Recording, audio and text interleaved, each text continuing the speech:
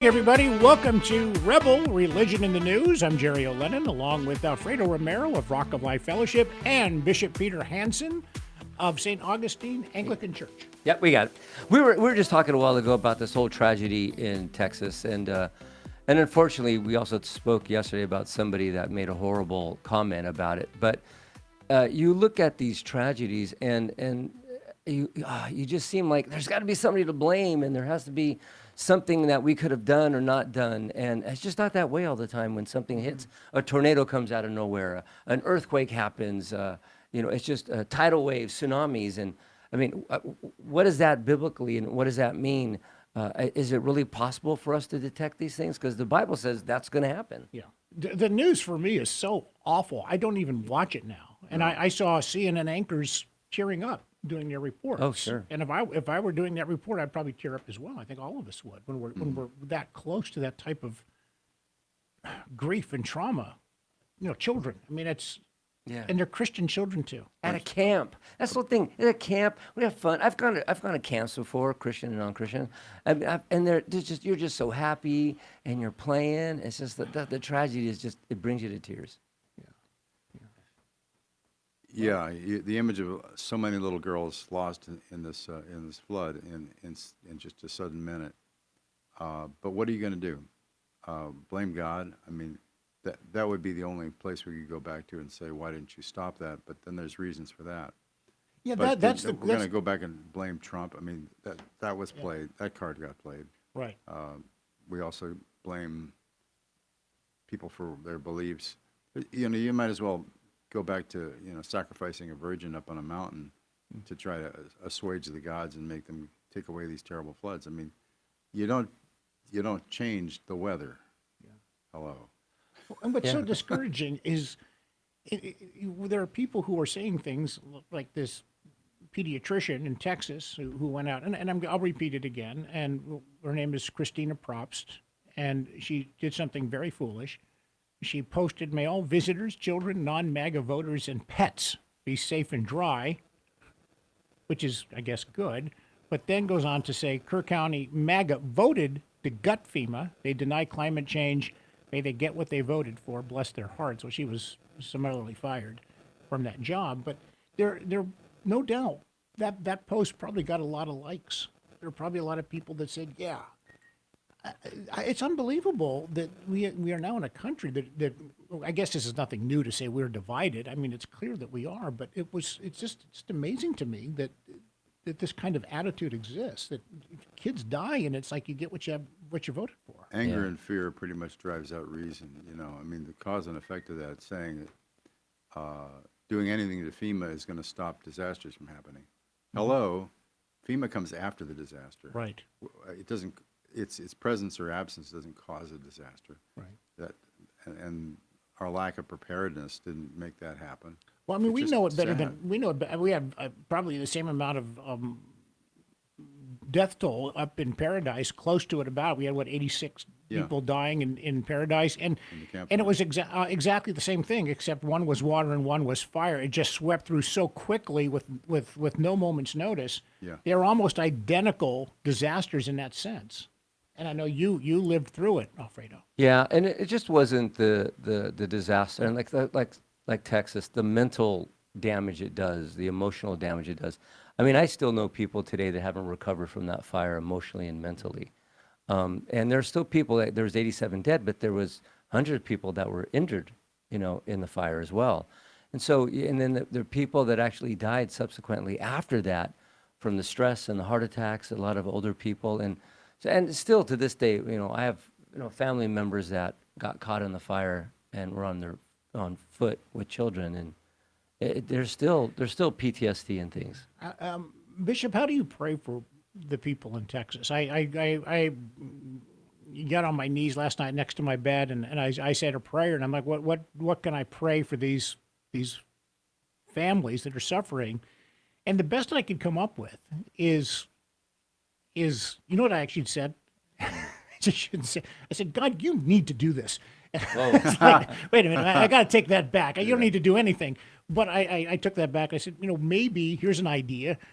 And I basically said it like this out loud. I said, maybe you could just show your presence to them. Somehow show that you are there in some very graphic way, some demonstrable way that shows that you are there. Because that's the only thing I could imagine that could comfort me in a similar situation, is to know without any doubt that he's there. How do you pray for them? Oh, well, I would certainly pray quickly for the repose of the soul of these girls, and I Yes. believe in that. I believe children are in special grace with God. But these are girls who had a relationship with Christ, so I know that their ultimate end is okay. Yeah. The families are bereft, of course, they're torn apart. And what people need to do when they go through the most horrendous things in life is to find meaning in it. And unfortunately, a situation like this doesn't lend itself to meaning. Who intended this? Well, there was no intention. Well, who to blame? Well, there's nobody to blame. Well, why didn't God stop it? Well, God doesn't order up everything to our liking or our survivals. You know, the earth is cruel sometimes. We spoke of tsunamis. I mean, there were 250,000 people wiped out in a second in Indonesia several years ago. It's 250,000 people, families, everybody. There's going to be a Christian who's listening right now who's going to get a question from a coworker who might not be a believer, and they're going to say, why Yep. did your God allow you for this to happen? Yep. Why did God why would your God allow this to happen? And so you don't have a collar around your neck. You're not an expert in the Bible, but you have a strong faith, and you're not really sure what to say. Is there a way to when what you we just said? talk about God's omnipotence, and that's really the term here, where He is Pantocrator, He is the ruler and the power. We know He self-limits Himself in certain ways in that. One of the important ways, is He does not interpose Himself against our free will, and He does not order up everything that happens in the universe according to what we would like to have happen. And disasters do happen, and God is merciful at the end. Now, death is not the worst thing that can happen to you. Damnation is the worst thing that can happen to you. It's true. And He sees all things at all times and knows all ends. And we can't see the back of the playing card until we get up there and find out, oh, I see. He did this in order to avert that other, and that's how come she's here. Yay, you know. And so we can't look at that from here. We got to trust that. Got to believe that He's good, and that there's nobody with their finger on a button saying, yeah, let's get some people dead. That's unthinkable. God is only good.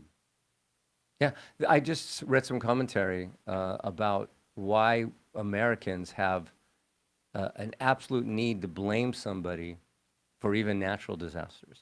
You always have to, we blame, and what the commentators are basically saying, America's really spoiled in the sense that we have a very safe country. Even the Civil War was our own doing, our own making, right? But we've been so safe. You hear about, like what you mentioned, Indonesia and tsunamis, and then there's earthquakes in India. You know, thousands are killed, and you read about all these things, tidal waves and tsunamis and earthquakes and tornadoes, and we've been so protected as Americans that we're shocked when something happens. Somebody's got to blame for this. We should add a warning system. There wasn't enough FEMA people. There wasn't enough, and then they'll turn it political. But we always have to have somebody to blame, and it's just because Americans, I don't think we realize what a wonderful life we have, how safe we are compared to other countries. You know, I went to the parade in downtown Chico, and there were about 5,000 people there. I was covering it for the news that I work for, and it was tremendous. 2 weeks earlier, there were people complaining and protesting about this or that, and it was a whole different atmosphere. I couldn't believe the amount of people that were there. It went up. It went up Main Street, made a turn right on at our 6th. church. It went right by your church. Started on Salem Street, right near your church. And I talked to some people, and they're like, it's so fun to see the community together. We're all and And I asked a couple of people, is this unite the country? And the people said, yes, we are so divided right now. We need something like this. We Yeah. need to have something like this. And there was another Yes. person who said much the same thing. I said, and it was wonderful seeing young children waving the American flag and people were there was a group that was in one of these trucks and one of them was singing Born in the USA by Springsteen, and it was just all these different, there were some church groups there. It was just so uplifting. And you just wish it didn't have to happen once a year, because all the other times when you're in downtown Chico, every weekend, it's the same thing. Somebody's complaining about something. Yeah. And it was just a nice image. It was wonderful. Yeah. Downtown has several other good events, like the Taste of Chico and the Slice of Chico. Right, that's are coming up pretty good, soon. too. Farmers Very markets good. and Farmers yeah. markets and stuff. Right. I think those are great. Back on the tone that Alfredo mentioned about how Americans are so spoiled. I went to Iran in the mid '70s and saw them building apartment buildings. They have several story apartment buildings, and they build them out of very low curved arches of brick, which is crushable and of course brick. It happens when the earth shakes. And then those are flattened out with rubble, and then they pour concrete over the top of that, and then they put a terrazzo finish on it and grind it down, and then that's that level. And I looked at that as an architecture student. I'm looking at that and saying, that won't withstand an earthquake because that low arch brick is not strong enough. And I would mention it to somebody, and they said, Wow. life is like that. What do you want? Everything safe? You want everything packaged in cotton balls? And I'm thinking, boy, that's the different outlook. That's Fate will have it. Yeah. Other countries are used to tragedies, Yeah. but America, well, God bless us. well, we've had our share. We've had. Yeah. We've had some Yeah. doozies. Yeah. We're going to take a break. We'll be right back here on Rebel Wake Religion up, in the America. News. Yes, no kidding.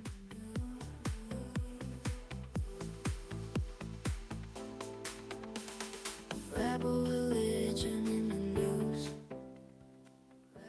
We're going to just do something a little bit fun here about some myths of the 4th of July. And Gonna try to stump. we're the gonna stars. play Stump the Pastors. Okay.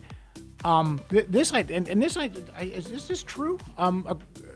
Number one, July 2nd is the real Independence Day. Did you know that? I did not know that. I think that's probably true. I know that they had to get signatures from people who weren't all present, and they had to gather things together. Really, yeah. Contrary to popular belief, the notion that the Continental Congress approved the Declaration of Independence was approved on July 2nd, 2 days earlier, according to a historian.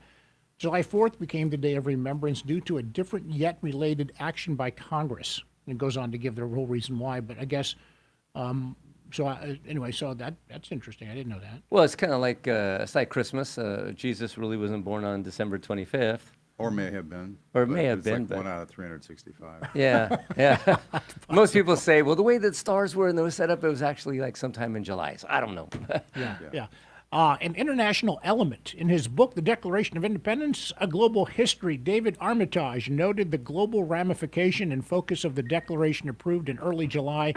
According to Armitage, the first published copy of the Declaration was printed by an Irishman, with most copies being printed on Dutch paper. Of the 55 delegates to Congress, 9 were born in the British Isles, and more than a dozen were educated in Europe. Well, that seems you'd expect that since Yeah, we sure. came from Britain. That doesn't seem like a No, terrible, that's not a surprise. a terrible surprise. No.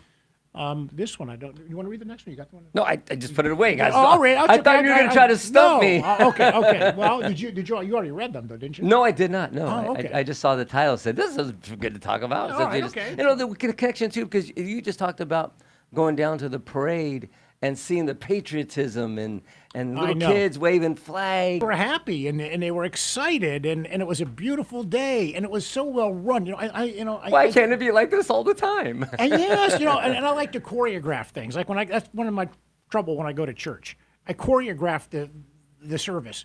All right, well, that sermon went a little too long. I would have cut that out. I would have maybe You're such an maybe editor. edited this a little bit. I would have tightened it up, and maybe then I would have. The music this was too long. Yes, yes, this was perfect. I mean, it ran 1 hour, started at 9 o'clock sharp, like they're supposed to be, like services are supposed to be, and it ended at 10 o'clock sharp. And then they went to the City Plaza and they sang songs, and it was just perfect. So anyway, I have to give, a shout out to the city for putting on a really, really good show. Really good. Okay, anyway, back to the myths. 3 deaths and a birth. You know what that means? No, I didn't read the article. All right. 3 former presidents. Oh, yes. What? Jefferson, Adams, and Monroe died on July 4th. On the Okay, same- now that I knew about Jefferson. Which Jefferson and Adams the same exact day. exact same day. Wow. Yes. And they were kind of rivals too. They were, and they became friends at the end. Yeah, yeah. Who was the president who was born on the 4th of July? Ulysses S. Grant. Good guess, wrong guess. Jimmy Cagney. actually, yeah. For those over 60. Yankee Doodle Dandy. Yeah, was that what the show called? Yeah, Yankee Doodle? Yankee Doodle Dandy. Yeah. Calvin Coolidge, 30th President of the United States, who was known for speaking little, was born on July 4th, 1872. And, of course, if you saw the movie, Born on the 4th of July, you know Tom Cruise. His character was also born on the 4th. Did you ever see that movie? Never saw that movie. It's a tough movie to watch. Yeah, I wasn't a big Oliver Tom Cruise Stone. fan. Yeah. It's Oliver Stone. It was nominated for Best Picture. Wow. Lost, but it was a long time ago. Okay, anyway, that's movie trivia. It's about movies. It's about I always got to get a movie reference in. A genre born with the publication of the Declaration, a new genre of political writing was created. Mm-hmm. This is interesting. No document before 1776 had ever been called a Declaration of Independence. That's interesting. That is good. I just read it over, and it's an interesting way that it's set up. At first, it sets the premise that says there are times when change needs to happen, and then it goes to that second very famous second paragraph. We hold these truths to be self-evident that all men are created equal. They're endowed by the Creator with certain inalienable rights, and among these are life, liberty, and the pursuit of happiness. And to secure these rights, men have to do certain things instead of governments. And we don't set up a new government for light or transitory reasons, but by really serious things that have gone wrong. Then they list like 27 reasons why George ought to be thrown out. He is a learned man. You are a learned man. Yeah, you know the thing. It's yeah. the argumentation there. You can see how they it's in order, and then they finally dedicate to each other their life, their lives and their sacred honor. I think of all the presidents, Thomas Jefferson was probably the smartest, wasn't he? He had to was be up there. Yeah. I can't think Yeah. of anybody smarter than him. I Well- mean, pure brains and intellect. Jefferson has to be at the top of the list. Yeah. Yeah. I was going to say George Washington was a very humble man, a very strong leader, but Courageous. Initially they wanted him to be king, Yeah. and he refused. He goes, "No, we can't do what. Can't have a king. Can't have a king. We And can't. No have, kings. He was bulletproof Yeah. too. There were bullets that went through his tunics and everything else like that. And he was never grazed by a bullet ever. It kind of sounds like our current president. Yeah, it Well, does. he got grazed, Yeah, he got grazed too. Yeah, Well, he got yeah, barely, yeah. It's true. but otherwise, yeah. Anyway, Armitage counted over 100 declarations of independence having been issued since 1776, with the latter ones often borrowing the form and rhetoric of the first. Ironically, this includes the Vietnamese Declaration of Independence from 1945, which opens by specifically quoting and citing the U.S. Declaration. Wow. I didn't know that. That's interesting. Number 5, the most ironic July 4th quote never spoken. What? Yeah, I don't know what this one is either. This one, okay. The claim has long been made that while writing in his diary entry for July 4th, 1776, King George III stated, "Nothing of importance happened today." Oh. yeah. Nothing to see here. Yeah. The It's mostly peaceful. It's all good. Cable news wasn't working. Arnold Hunt, curator of historical manuscripts at the British Library, told National Public Radio back in 2007 that the quip was never written by the British monarch who fought the American founding fathers. Anyway, so King George III actually never kept a diary. The quote is a variation of another well-known story from the French Revolution. So unfortunately, as much as we love that quote and laugh at it, it didn't really happen. Oh. Okay, that's too bad. It's a great Ages. quote. It's a great quote. Yes, He would have ages. said it if he kept the diary. Yeah, so would the state said it. At age 70, Ben Franklin of Pennsylvania was the oldest signer of the Declaration of Independence. Yeah. Okay. You knew that? I didn't know No. that. No, I knew that because I've actually read an article that everybody pictures, like even the paintings show a bunch of older guys in white wigs signing the Declaration. But actually, the youngest one was like 19, and most of them were in their 20s and 30s. I was going to ask you that. Yeah. Who was the youngest? Do you know the youngest one and how old? Was it Alexander Hamilton? No. Somebody you'd never heard of. Okay. Edward Rutledge of South Carolina. I have to find that name. I'll have to look it up. 26. He was the youngest to sign the Declaration of Wow. Independence. You know, we Right. forget how important that was. That was a dangerous thing to write that. I mean, people they were putting their lives on the line when they signed that. Yeah, they put out a hit list basically Yeah. for the John British. Hancock signed his name large so that George would be able to read it. Yeah. It played heck with his insurance business. Charles Carroll of Maryland was the last surviving signer of the Declaration. I know that's interesting. He died in 1832, outliving the likes of Franklin, Jefferson, and Adams. They all lived till they were 95 years old. Wow. Oh, didn't know that. Ooh, this is good. This is the final one, and we're going to have to go. There is something written on the back. Yes, there is. I saw the movie National Treasure. Yeah, I did too. And there was something written on it. It's a treasure. In the blockbuster action film National Treasure, Nicolas Cage looked for an ancient treasure, the whereabouts of which could be found via a map on the back of the Declaration of Independence. So the International Business Times reported that there is indeed something written on the back of the Declaration. Wow. There is apparently a message written upside down at the bottom of the signed document, Original Declaration of Independence, dated 4th July, 1776. That's what's on the back of it. It's not known who wrote it or when, since parchment was usually rolled up during the Revolutionary War years. It's thought this memo served as a label. So there is something written on Can't the they back. match the handwriting, get a handwriting expert and match it to one of the signatures? You think they could? Oh, I think they should put me in charge of the National Archive. I would have figured that out right away. Well, we have about a minute left in the show. Time enough just to ask the good bishop, Bishop Peter Hansen of St. Augustine Anglican Church, what's happening over at your church. You've got about 45 seconds. What's going on? It's quiet. Well, we had a weird guy out there on our tower door banging at the door last night, and one of our members kind of monitors that through a camera. So we have some strange people. We call the cops on them. Oh. That's not what we talk about church with.